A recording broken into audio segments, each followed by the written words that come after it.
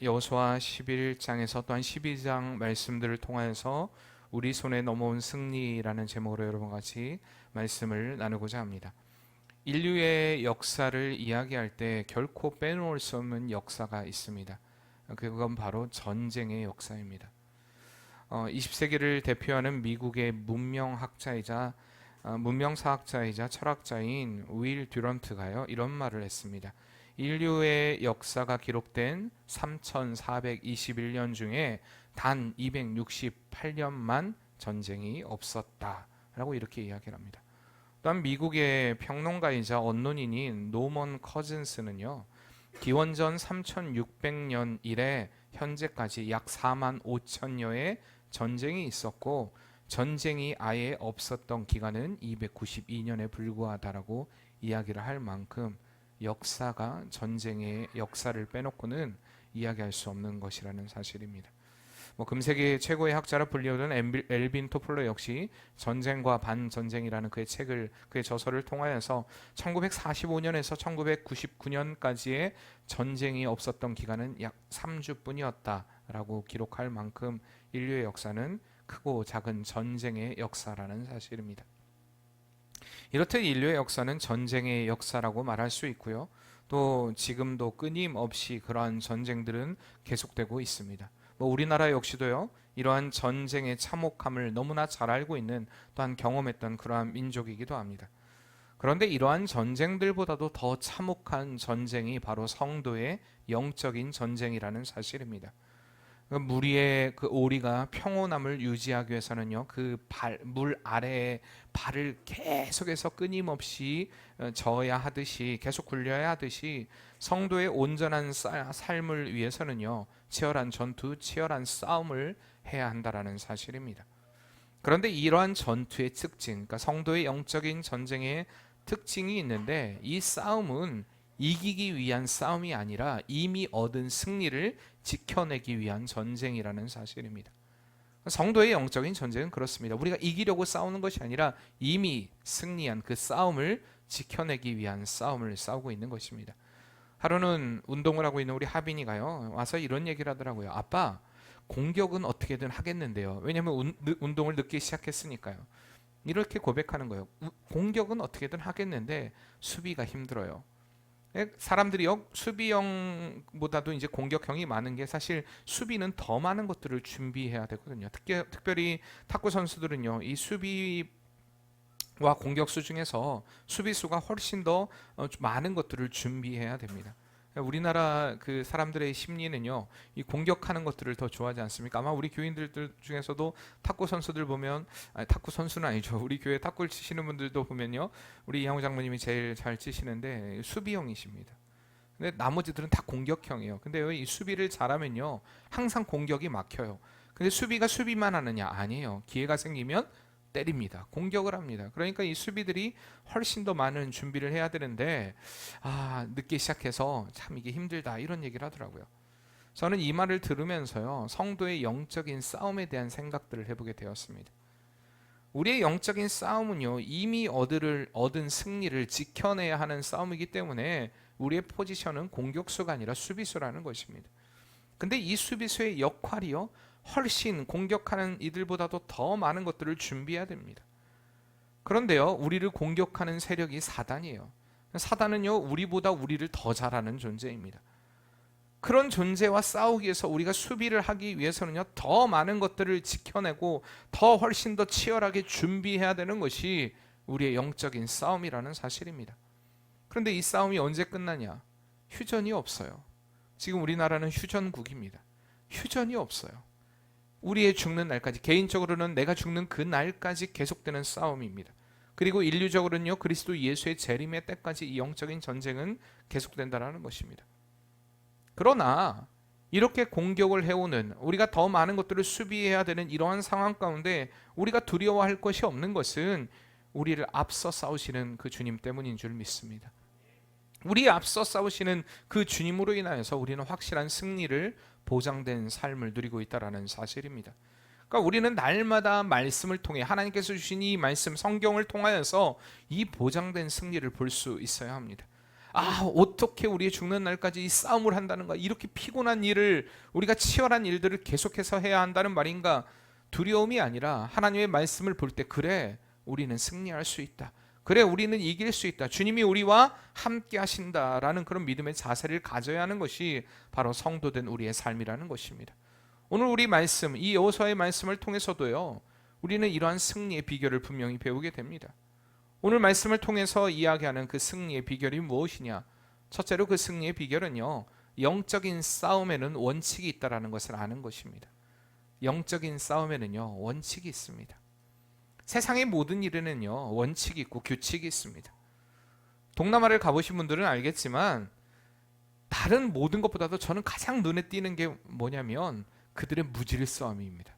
이 동남아 사람들이 운전하는 것들을 보면 참 신기해요. 수백 대의 차, 수천 대의 그 차와 오토바이들이요, 한 번에 확 몰려올 때, 지금 우리나라에선 볼 수 없지만 그 소나 말에 이 달구지도 한꺼번에 합세를 해가지고 막 몰려올 때, 와, 이거 어떻게 감당해야 되지? 이거 어떻게 이 상황들이 이 질서를 유지하고 할 수 있을까? 이 무질서함을 보면요, 사고 나지 않을까 걱정이 돼요. 신호등도 없고요, 중앙선도 없고요, 교통 질서를 바로잡는 경찰도 없습니다. 사실 있다 한들 그게 무슨 소용이 있겠습니까? 어떻게 보면 현기증이 나요. 불안합니다. 그래서 저는요, 운전할 때 그 사람, 그러니까 제가 그 탄 차를, 어차피 제가 운전 안 하니까 타면요, 제일 먼저 눈을 감아요. 이게 봐야 되는데 어떨 때는 이거 어떻게 보고 있으면 막 사고 날 것 같고요. 그렇습니다. 그런데 우리나라였으면요, 아마 벌써 몇 번의 시비가 붙고 난리가 났겠죠. 보복 운전하고 막 난리가 났을 겁니다. 근데 저는 그런 일들, 사고 난 일도 별로 보지 못했고요. 제가 한 2번 정도 보고 거의 보지 못했던 것 같아요. 그런데 이들의 무질서를 가만히 지켜보고 있노라면 그 무질서 가운데서도 질서가 존재한다는 사실입니다. 때로는 시도 때도 없이 클락션을 누리기도 하고요, 그렇게 가는 것 같지만 양보할 때 되면요, 양보를 해요. 누가 먼저라 할 것 없이 그냥 차가 막 끼어드는데도요, 막 욕하지 않고요, 그냥 서로 이해하고 그 무질서 가운데 보이지 않는 그 원칙들이 존재한다는 것을 발견하게 됩니다. 우리 입장에서는 이해가 안 되는 부분일 수 있어요. 우리나라 사람들의 입장에서는 도저히 볼 때마다 답답하고, 야, 이거 진짜 큰일 나는 거 아니야 라는 생각일 수 있지만, 어쨌든 이해할 수 없고 이해하고 싶지도 않은 이런 무질서지만 그들 나름대로의 원칙과 또 법칙을 가지고 운행한다라는 것입니다. 이렇듯 세상의 일들은요, 아무리 내 눈에 보기에 무질서해 보이고 규칙이 없는 것 같아 보이지만 그것이 내 관점에서 보니까 그렇지, 분명히 그 안에 질서가 있고요, 원칙이 있고 규칙들이 존재합니다. 영적인 싸움 역시 마찬가지라는 사실입니다. 영적인 싸움에는요, 아주 철저한 원칙이 존재합니다. 그런데 여기서 가장 중요한 원칙은요, 취해야 할 것과 버려야 할 것입니다. 내가 취해야 할 것이 있고 그러지 말아야 될 것들에 대한 원칙이 있다는 것입니다. 성도된 우리가 하나님이 허락된 승리를 누리기 위해서 취해야 할 것과 버려야 할 것이 존재합니다. 우리는 지난 시간 여호수아 10장 말씀들을 통하여서 이스라엘 백성과 함께 하시는 그 하나님으로 인하여서 이 가나안 땅의 남방의 연합국들을 무찌른 일들을 보았습니다. 이렇게 이스라엘 백성들이 남방의 왕들, 그 남방의 연합국을 점령했다는 소식을 들은 이 북부 성읍의 이 하솔 왕 야빈이요, 긴장을 하게 됩니다. 위협을 느끼게 됩니다. 그리고요, 그가 북방의 연합군을 형성하게 되는데 그 말씀이 바로 오늘 11장 1절에서 5절까지의 말씀입니다. 그들이 이제 연합군을 형성하는 거예요. 이제 남방이 다 이렇게 무너졌으니 우리 북방의 왕들도 연합을 해서 이들을 몰아내자, 물리치자. 그런데 그 연합군의 규모가 어느 정도였냐? 숫자로는 알 수 없지만 4절에 보면요, 이렇게 이야기합니다. 그들이 그 모든 군대를 거느리고 나왔으니 백성이 많아 해변에 수많은 모래 같고 말과 병거도 심히 많았으며 라고 기록하고 있습니다. 모래와 같았다는 것입니다. 얼마나 많은지, 얼마나 많은 이들이 몰려오는지, 또한 그들에게 말과 병거도 많았다는 것입니다. 이스라엘 백성들은 없었던 일이죠. 없었던 것이죠. 어쩌면 계속되는 전쟁 가운데, 그동안에 계속되는 전쟁 가운데 이 남방의 왕들을 다 물리친 이스라엘 백성들은요, 쉬고 싶은 마음이 들었을 수도 있습니다. 그러나 그들에게 허락된 상황은 전쟁이었다는 것입니다. 쉬지 않는 전쟁. 하나님은 그들이 하나님을 의지하면서 이 약속의 땅 가운데 그들의 긴장의 끈을 계속해서 놓지 않도록 그들을 계속된 이 전쟁의 일들 가운데 이끄셨습니다. 이렇듯 우리가요, 원하든 원하지 않든 하나님께서 계속되게 우리를 그 전쟁의 가운데, 그 어려움 가운데 이끄실 때도 있습니다. 근데 우리가 여기서 놓치지 말아야 될 것, 우리가 버리지 말고 취해야 될 것이 바로 긴장의 끈입니다. 내 생각과 느낌, 내 판단이 아니라, 내 상황이 아니라 하나님께서 허락하시고 이끄신 상황 가운데 온전하게 하나님의 도구로서 쓰임받기 위해서 우리는 영적인 긴장의 끈을 놓지 말아야 한다는 사실입니다. 분명 이스라엘은요, 하나님의 도우심으로 인하여서 이 남방을 점령하는 그 쾌거를 거두었습니다. 승리를 거두었습니다. 그런데 이 과거의 승리가 다음번의 승리, 남쪽이 승리했으니까 북쪽도 승리할 수 있다라는 그 승리를 보장하지는 않습니다. 그래서 그들은요, 더 하나님께 민감해야 했다는 것입니다. 영적인 군사로서 하나님께 더 민감하며 긴장의 끈을 놓지 않고 계속해서 싸워야 했습니다. 분명 그들의 눈에는요, 이스라엘 백성들의 눈에 보기에 그들의 상황은 위협적이었다는 것입니다. 그래서 오늘 이 기록한 이 저자가 기록하기를 그들의 군대가 해변의 모래와 같았다라고 이야기하고 있는 것입니다. 강력하고 더 많은 숫자를 가진 이 북방의 연합군을 상대하기에 그들의 능력은 부족해 보였다는 것입니다. 그러나 하나님께서 그들에게 세우신 승리의 원칙은 상황이 아닌 하나님을 바라보는 눈이었습니다. 그리고 긴장의 끈을 놓지 않는 것이었습니다. 그렇기 때문에 하나님께서는 이미 아직 전쟁이 이루어지지 않았고 아직 전쟁의 승리를 거두지 않았음에도 불구하고 이렇게 오늘 말씀에 말씀하십니다. 6절입니다. 같이 한번 읽어보겠습니다. 여호와께서 여호수아에게 이르시되 그들로 말미암아 두려워하지 말라. 내일 이맘때에 내가 그들을 이스라엘 앞에 넘겨주어 몰살시키리니 너는 그들의 말 뒷발의 힘줄을 끊고 그들의 병거를 불사르라 하시니라. 아멘. 아직 전쟁이 시작되지도 않은 가운데 하나님은 이미 이 전쟁에 대한 승리를 선포하십니다. 그들에게 말씀하십니다. 두려워하지 말라. 여호수아에서 자주 등장하는 말씀이에요. 두려워하지 말라. 그리고 이 전쟁이 승리한 후에 아직 전쟁이 벌어지지 않았는데 전쟁 가운데 승리한 후에 해야 할, 그들이 취해야 할 행동에 대한 명령을 하시는 것입니다. 이 전투가 마친 후에 적군을 모두 전멸시키고 말 뒷발의 힘줄을 끊으며 병거를 불사르라. 이것이 하나님의 명령이었습니다. 이 저자가 이렇게 이야기할 만큼 그들의 적군들의 말과 병력은요, 분명 강력한 무기였습니다. 아마 이스라엘 백성들이 이것을 취했다면 더 강한 전투력을 가질 수도 있었을 것입니다. 그런데 하나님 명령은 단호했다라는 사실입니다. 모두 없애라. 우리는 여기서 영적인 원칙이 또 하나 존재하는 것을 보게 됩니다. 너희가 의지해야 될 것은, 의지해야 될 대상은 오직 하나님이다라는 사실입니다. 하나님만을 의지하라. 우리가 영적인 전쟁을 승리로 이끌어가기 위해서 우리가 언제나 점검해 봐야 되는 것은 지금 하나님보다 더 의지하는 것이 있지 않은가. 우리는 이것을 늘 돌아봐야 됩니다. 내가 진짜 하나님을 의지하는가, 혹시나 하나님보다 더 의지하는 다른 것들이 있지 않은가를 늘 돌아봐야 한다는 것입니다. 분명 오늘 이스라엘 백성들에게 명령하신 것처럼 끊어버리고 불살라야 할 것들이 있음에도 불구하고 우리가 그것들을 하나님보다 더 의지하고 신뢰함으로 붙잡고 있지 않은가, 우리 자신을 돌아봐야 한다는 것입니다. 그리고 그것을 발견했다면요, 우리가 영적인 전쟁에 승리하기 위해서는 먼저 그것을 끊어내야 됩니다. 이게 바로 영적인 원칙입니다. 하나님보다 더 의지하는 것, 그것이 있다면 단호하게 끊어내는 것, 이것이 우리에게 중요한 영적인 원칙이라는 사실입니다. 또 한 가지 이 영적인 전쟁을 승리로 이끄는 원칙은요, 하나님의 명령대로 행하라는 것입니다. 오늘 10절에서 15절 말씀까지 보면요, 여호수아는 이렇게 전투를 마치고 승리한 후에 하솔로 돌아와 하나님의 말씀대로 하솔을 다 불살라 버립니다. 그곳 사람들을 진멸시킵니다. 이것은요, 이미 신명기 7장에서 또한 20장을 통하여서 모세를 통하여서 명령하신 명령이었습니다. 얼마나 그 명령이 단호했는지 신명기 7장에서 그리고 20장에서 두 번이나 반복하며 그들에게 명령하신 명령이었다는 것입니다. 그러나 여호수아는요, 산 위의 성읍은 불살르지 않고 그곳의 재물과 가죽은 탈취합니다. 왜 그렇습니까? 이건 역시 하나님의 명령이었다는 것입니다. 가나안 이 정복 가운데 하나님께서 명령하신 그 명령한 것에 완전히 멸하라고 명령하신 명령은 여리고성 하나였습니다.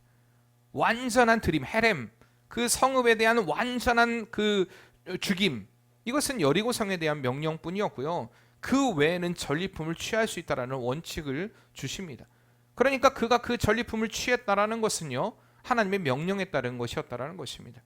이렇듯 영적인 전쟁에는 분명한 원칙이 있습니다. 언제나 긴장의 끈을 놓치지 말아야 됩니다.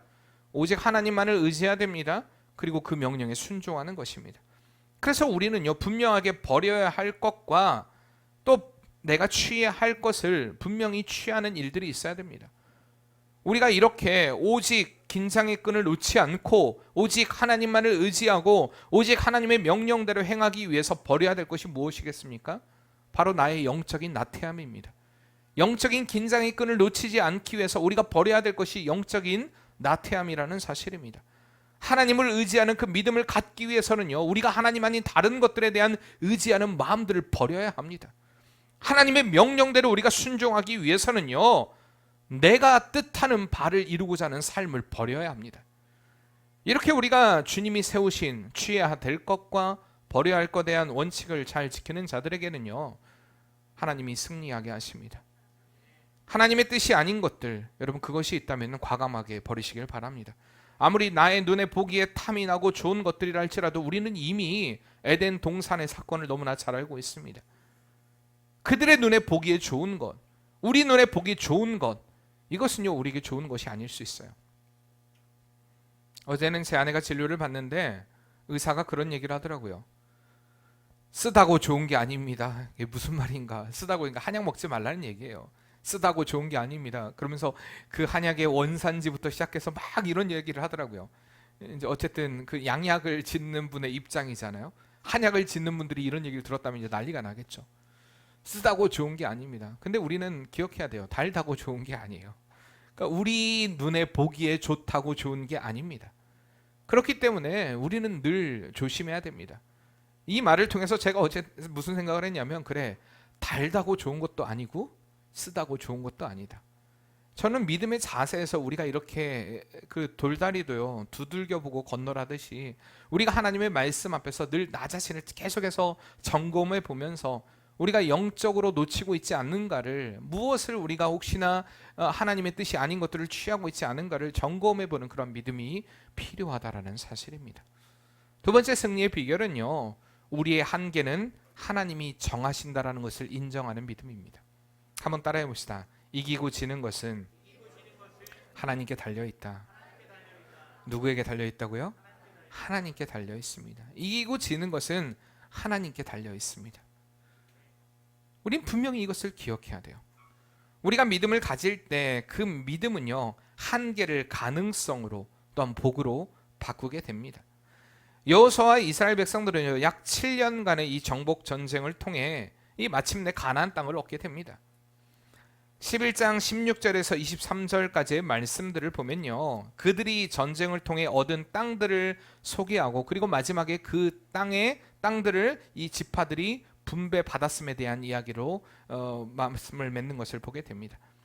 우리는 이것을 통해 하나님의 약속을 신뢰하고 믿음으로 결단하고 순종한 이들을 통해 하나님께서 약속을 성취시키시는 것을 보게 되는 것입니다.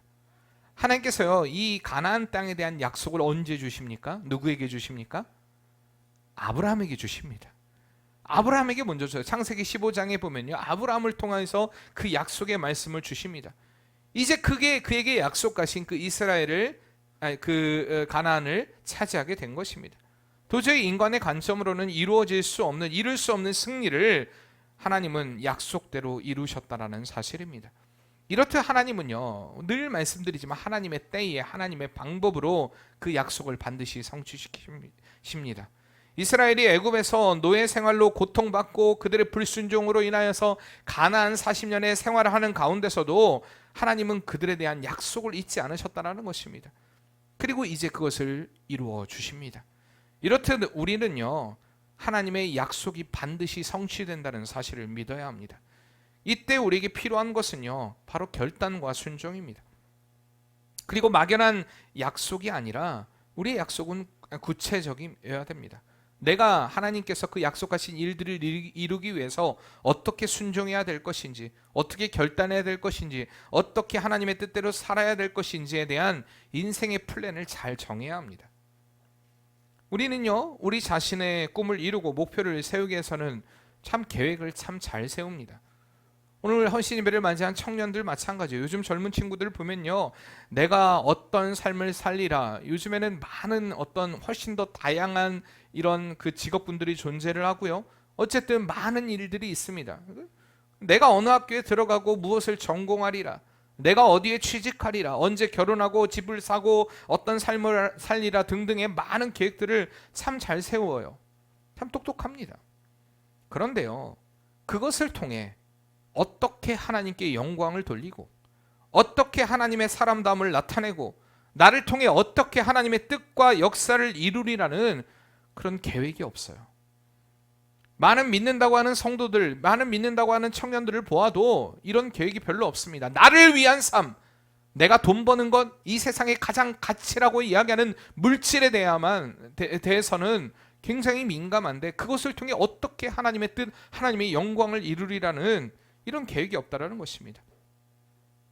오늘 하나님을 향한 헌신의 삶을 결단하며 주님 앞에 선 우리 한번 청년들만 따라해 봅시다.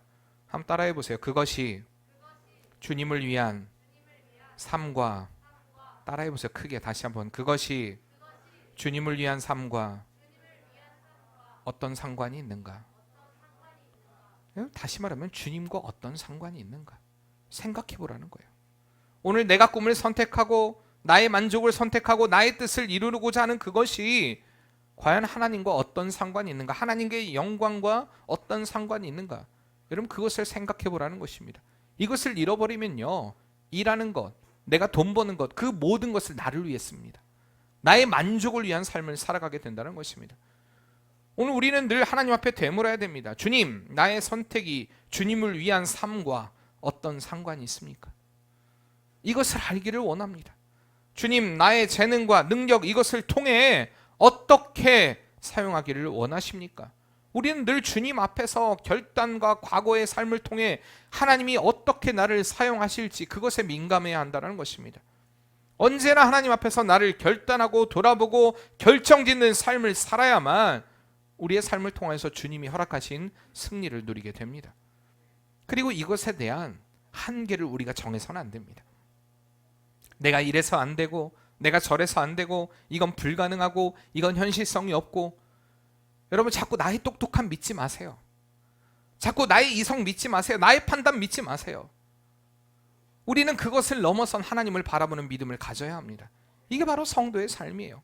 내가 스스로 정하고 그 선을 긋는 어리석은 삶을 살지 않기 위해서 우리는요, 늘 하나님을 바라보는 삶이 되어야 됩니다. 하나님을 의지하는 삶이 되어야 한다는 것입니다.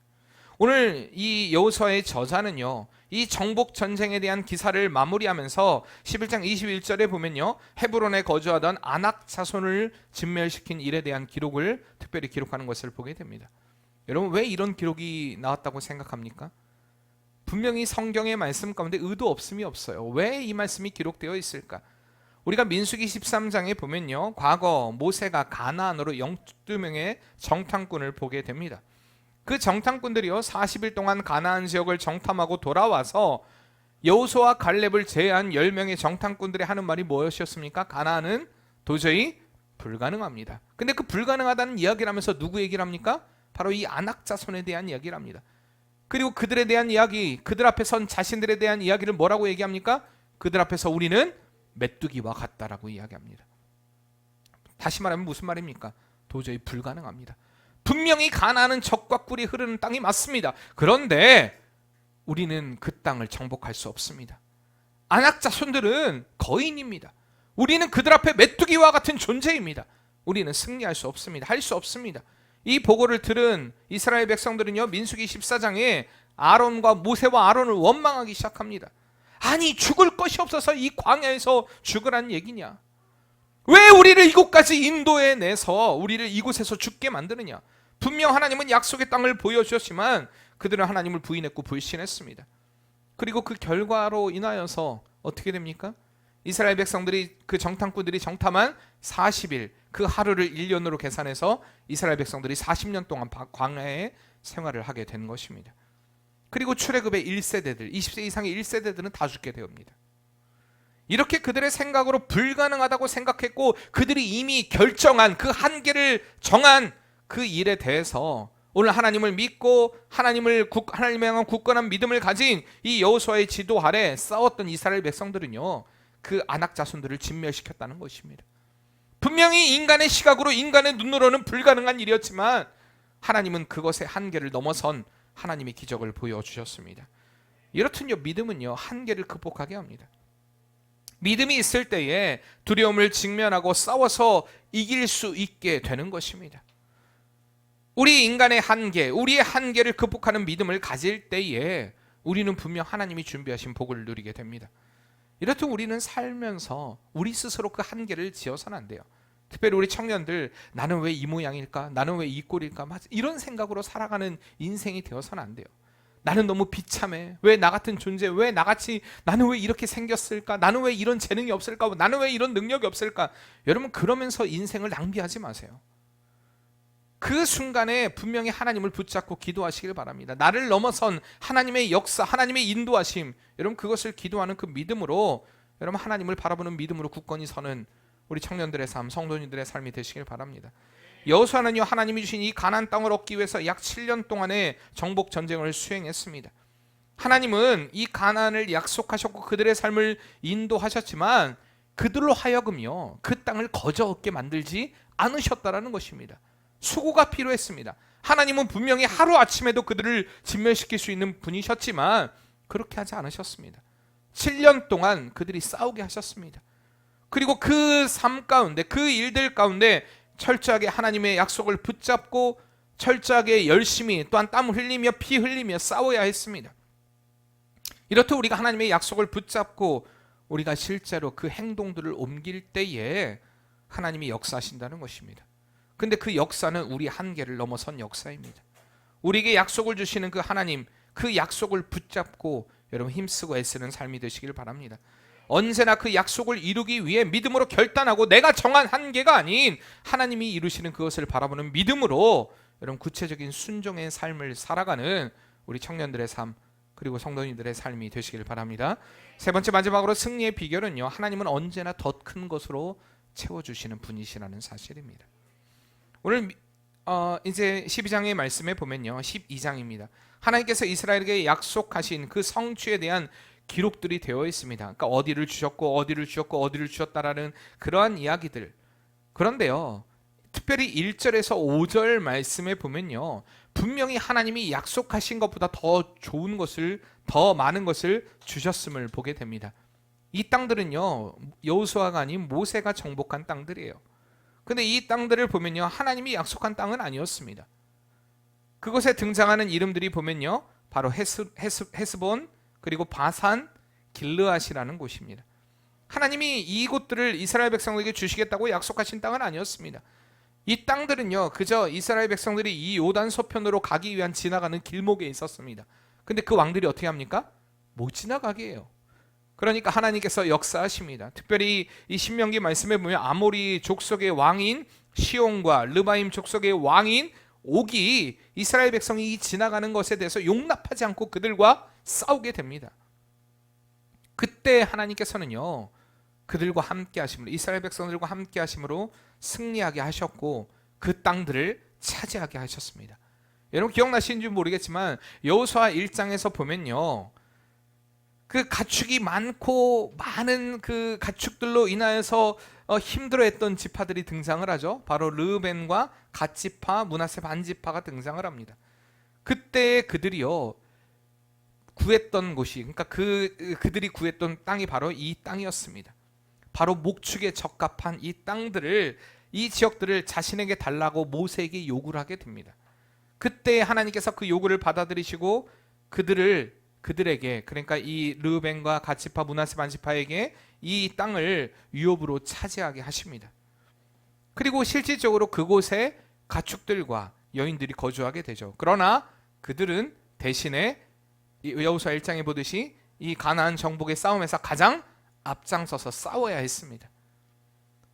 여러분 기억나시죠? 그 사건들? 이렇듯 이스라엘은 하나님께로부터 받은 약속보다 더 많은 땅을 얻게 된 것입니다. 우리가 하나님을 좇아 하나님의 뜻으로 살아갈 때에, 하나님의 뜻에 순종할 때에 하나님은 더 좋은 곳으로, 또 더 많은 곳으로 채워주기를 기뻐하시는 분이시라는 사실입니다. 우리를 사랑하셔서 우리 간구를 들으시고 더 많은 곳으로, 더 좋은 곳으로 채워주기를 원하십니다. 오늘 말씀에 기록된 이 여리고 왕을 비롯한 이 가나안 남쪽의 16명의 왕들, 그리고 12장에 보면 등장을 하는 왕들이에요. 그리고 북쪽에 15명의 왕들, 총 31명. 마지막에 보면요, 24절에 보면 하나는 디르사 왕이라 모두 31왕이었더라라고 얘기합니다. 그러니까 31개의 왕들, 31명의 왕들을요 다 정복하게 됩니다. 이 말들을, 이 역사들을 이 12장의 기록을 통해서 이스라엘의 가나안 정복의 일들이요 소설이나 설화가 아니라 실제적인 역사라는 것을 분명히 보여주고 있는 것입니다. 하나님이 우리와 함께 하셔서 그 역사에 개입하셔서 그 역사를 이루시는 분이라는 사실을 분명히 보여주고 있는 것입니다. 이렇듯 하나님께서는요 우리의 삶의 주관자가 되어주십니다. 그리고 우리의 삶을 아주 세심하고 세밀하고 확실하고 완전하고 정확하게 이끌어 가시는 분이시라는 사실입니다. 그리고 우리가 계획한 것보다도 더 좋은 곳으로 채워주시는 분이십니다. 그렇기 때문에 우리는요 그분이 우리에게 주시는 그 우리에게 이미 넘어온 승리를 누리며 사는 성도의 삶이 되어야 합니다. 사랑하는 청년들, 그리고 성도님들, 이렇게 약속된, 보장된 승리를 누리는 성도의 삶이 되시길 바랍니다. 언제나 하나님의 기준인 이 말씀에 의해서 우리 긴장의 끈을 놓지 않고 하나님을 의지하고 하나님의 명령에 움직이는 삶이 오늘 저와 여러분의 삶이 되어야 할 줄 믿습니다. 내가 미리 정해놓은 삶이 아니라 우리가 시편의 고백과 같은 이 다윗의 고백과 같이 하나님이 정해주신 그 구역, 그 영역이 있음을 우리가 인정하고 바라보면서 우리의 생각보다 더 크고 더 높고 더 깊은 역사로 이끌어 가실, 그리고 더 좋은 곳으로 채워주실 그 하나님을 바라보며 또한 반드시 승리케 하실 그 하나님을 맛보고 누리며 살아가는 그런 성도의 삶이 되시길 바랍니다. 우리가 추석 연휴를 지금 맞이하고 있습니다. 어쩌면요 우리의 삶 가운데 가장 치열한 전쟁의 때가, 영적인 전쟁의 때가 이런 명절일 수 있습니다. 나와 가장 가까운 친척, 나의 가장 가까운 가족들에게 복음을 전하기란 사실 쉽지 않습니다. 그러나 여러분 분명하게 이번 추석은요 예전 명절과는 다른 날들 되길 바랍니다. 하나님을 믿는 자답게 믿지 않는 가족과 친척들에게 여러분 하나님의 살아계신 일하심을 담대히 드러내고 보여줄 수 있는 귀한 시간 되기를 바랍니다. 여러분 그러려면요 더 잘해야 돼요. 내가 피곤해도요 더 열심히 해야 됩니다. 내가 하기 싫어도 설거지 한 번이라도 더 해야 됩니다. 내가 하기 싫어도 송편 하나라도 더 빚어야 됩니다. 요령 피우지 말고 누구보다도 더 열심히, 말이 아닌 행동으로 보여야 하고요 무엇보다도 마음을 다하는 사랑으로 섬겨야 합니다. 이렇게 사랑하는 성도님들의 그 삶 가운데 믿음의 승리자 다음의 모습, 그 섬김을 통하여서 여러분들이 계신 그곳에서 또 다른 하나님의 승리가 선포되는 이런 귀하고 복된 시간 되기를 바랍니다. 하나님의 역사, 우리에게 이미 넘어온 그 승리의 역사들을 선포할 수 있는 복된 성도의 삶이 되시길 바랍니다. 우리가 그 하나님, 우리를 승리케 하실 그 하나님을 바라면서 우리가 이 시간에 기쁨으로 찬양하겠습니다. 승리하였네, 승리하였네, 어린 양의 보혈로 우린 보혈의 능력으로 서리라.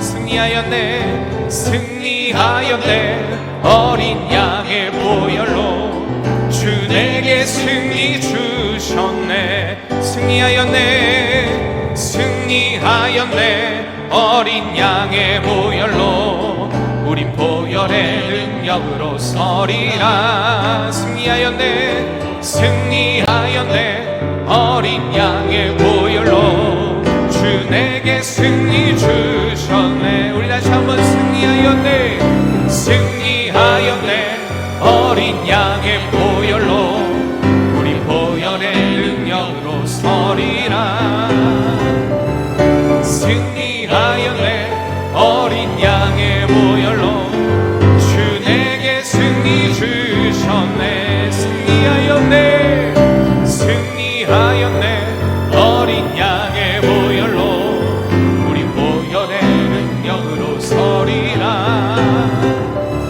승리하였네 어린 양의 보혈로 주 내게 승리 주셨네 아멘 아멘 승리하였네 어린 양의 보혈로 우리 보혈의 능력으로 서리라 승리하였네 승리하였네 어린 양의 보혈로 주 내게 승리 주셨네 그렇습니다 주님 이미 승리는 우리 손에 있습니다 우리가 그것을 잘 지켜내길 원합니다 내 힘과 내 능력으로 할 수 없지만 하나님이 도우십니다 우리 안에 계시는 성령께서 우리를 위해 간구하고 계십니다 늘 그 도우시는 그 주님으로 인하여서 우리가 모든 것들을 이겨내고 승리할 수 있게 도와주시고 정말 믿음의 승리자다운 모습들을 이 세대 가운데 이 세상 가운데 또한 믿지 않는 우리의 가족과 친척들에게 나타낼 수 있는 복된 성도의 삶 되게 도와주셔서 승리로 우리의 삶을 이끌어 가실 주님을 바라보며 예수님의 이름으로 기도합니다.